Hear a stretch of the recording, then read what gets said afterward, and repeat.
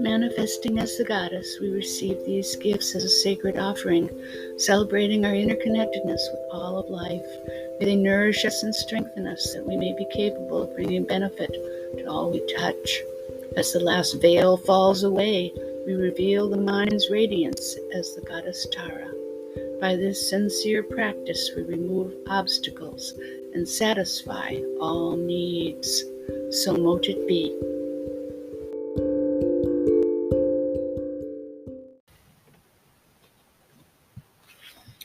Welcome to this episode of Star Circle. It could be my last episode for a while. So I would like to take this opportunity to ask you for feedback. Would you like to hear me continuing my Star Circle podcasts? If so, are there some subjects or topics you'd like me to include in the future? And another question I have for you is, do you think I'm just wasting my time until I can invest into a decent microphone? So yeah, I would look forward to any of your comments. So we just have had this Mars in Scorpio eclipse period, and it's going to last until March. And this is a time of death and rebirth. And boy, big changes in my world. One day I was just perfectly content, spending the rest of my life semi-retired in Costa Rica. And then literally within 24 hours, I'm on the way to Hawaii to occupy my own senior housing condo, and I have a place to stay and a job until that all works out sometime within the next year, hopefully. Where I'll be living, I will be a caretaker to a lovely quadriplegic woman, and that's the reason I'm not sure about my podcast continuing, or maybe until I get in my own place, just because I'm not sure what her internet connection is. And, there's quiet hours, and anyway, I can't be disturbing her. I just wanted to share, wow, how that all felt. I have been nonstop sobbing about leaving Costa Rica and all that I love there. And I had 4 different going away dinner parties with friends taking me out and telling me how much they love me and they're going to miss me. And well, thank goodness for our technological age where we can have video calls with our friends all over the world. My 3 years, I have been in Costa Rica for 3 years, and I'm so grateful. It was like my own personal spiritual retreat. It was the first time in my 70 years where I had a place of my own, where I could read a book all night and sleep all day if I wanted, or just make every decision based purely on what I felt like doing.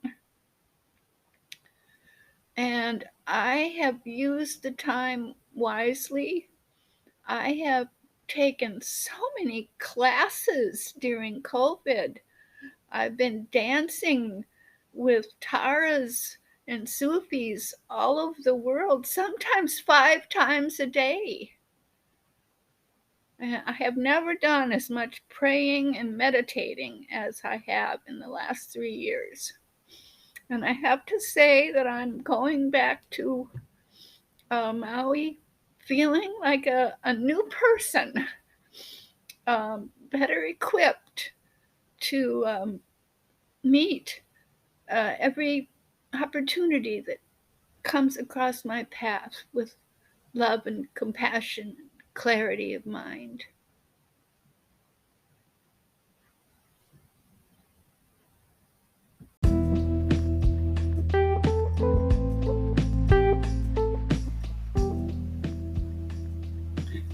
If you are able to support my podcast, it would be greatly appreciated.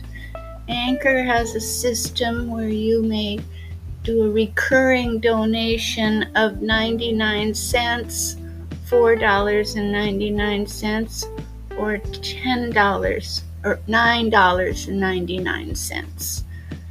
And of course, you could discontinue at any time. Go to anchor.fm/REVDRJUDE to set that up. And thank you very much.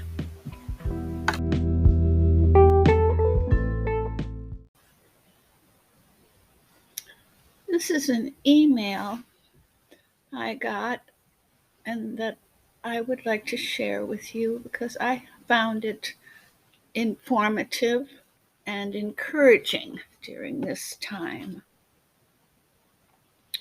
Hola, underworld visitors.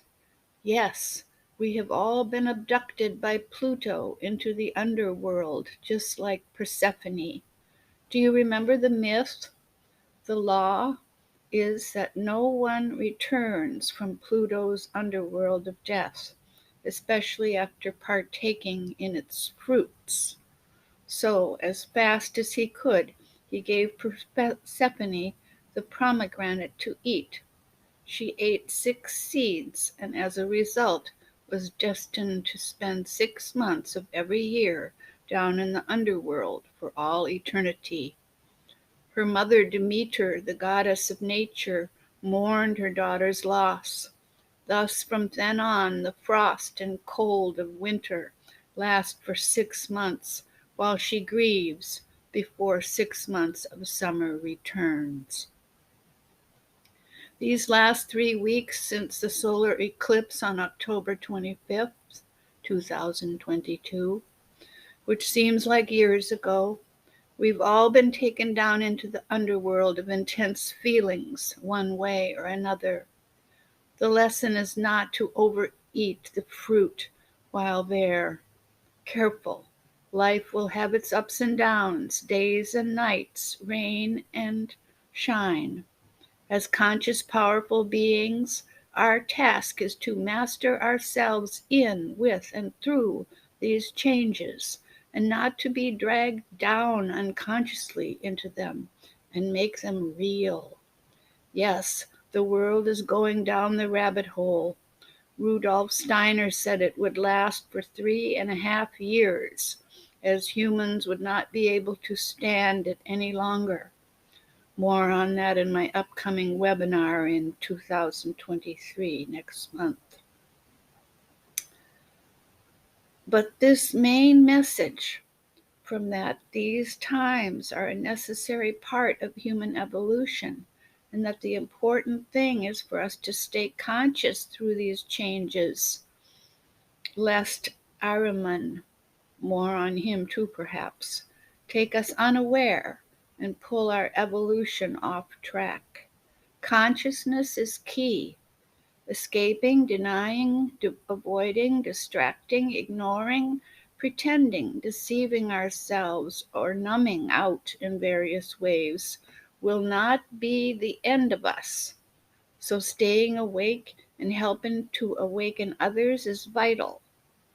This is what I mean by feeding the fires of love. that wisdom and truth prevail. We're talking more long term here than short term, as time is the test of truth. While we are now being fed a feast of lies, we will know in time what is true and what is false, fake, unnatural, and sick, distorted. And it will be the indomitable spirits who have remained awake and in service to love through the dark night will blow the trumpets and sound the horns, heralding a new age. Let's do this. My spirit is indomitable. I shall not fail to feed the fires of love on earth, that wisdom and truth prevail. So this weekend, until the sun goes into Sagittarius on Tuesday, we have a new moon on Wednesday. I am recording this episode on the new moon. Repeat this mantra over and over whenever you feel like you're losing it, or things are going to hell, the underworld of Scorpio. The more we center ourselves in spirit as opposed to the ego and things, people of this world, the more able we are to let go, trust, and move on in peace, truth, and harmony. I'm going to say that mantra again that he suggests we all recite. My spirit is indomitable. I shall not fail to feed the fires of love on earth, that wisdom and truth prevail. It doesn't mean sitting back and being taken advantage of, used or exploited, mind you. Instead, you may need to feed those fires with bold speech, action, and bringing down home wisdom to the table. Sometimes it's not about losing and letting go as much as it is about leaving and saying goodbye. Both are losses and should be felt and grieved and thanked. It's always better to thank someone for the good times rather than blast them for the perhaps long list of bad times.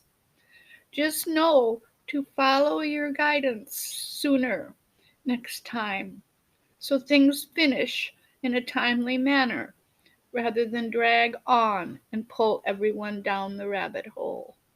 Remember to live and let die. So much love. Kaypacha.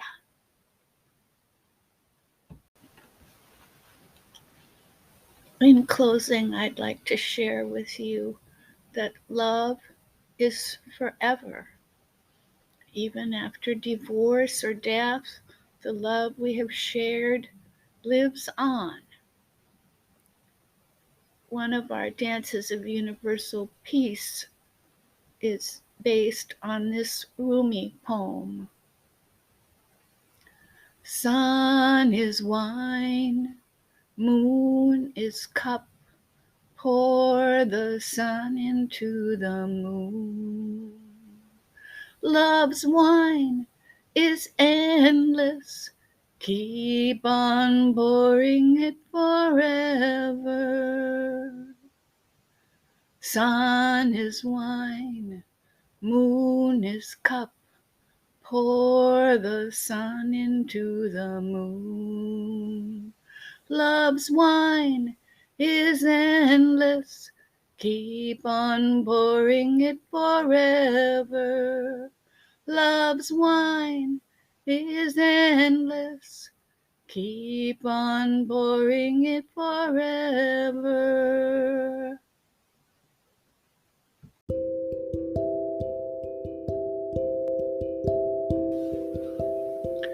O thou who art the perfection of love, harmony, and beauty, the Lord of heaven and Mother Earth, Open our hearts that we may hear thy voice, which constantly comes from within.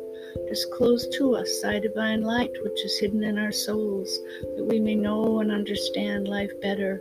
Most merciful and compassionate Goddess, give us thy great goodness. Teach us thy loving forgiveness. Raise us above the distinctions and differences which divide. Send us the peace of thy divine Spirit, and unite us all in thy perfect being. Beloved one, Almighty Goddess, through the rays of the sun and moon, through the waves of the air and sea, through the all-pervading life in nature and space, purify and revivify us, and we pray, heal our bodies, hearts, and minds.